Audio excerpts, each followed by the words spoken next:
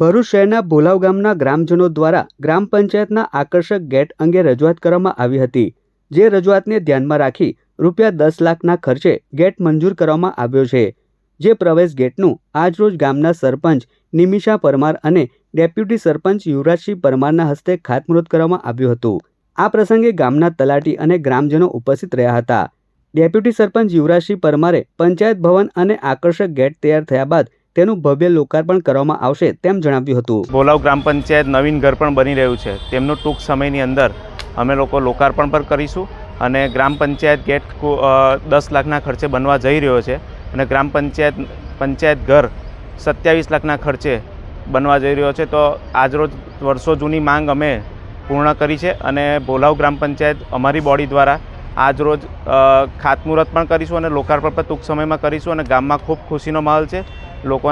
લોકોની અંદર ગામમાં એક માહોલ સર્જાયો છે, ખૂબ ખુશીનો માહોલ છે અને આજરોજ આ પ્રસંગે સૌને શુભકામનાઓ પાઠવું છું।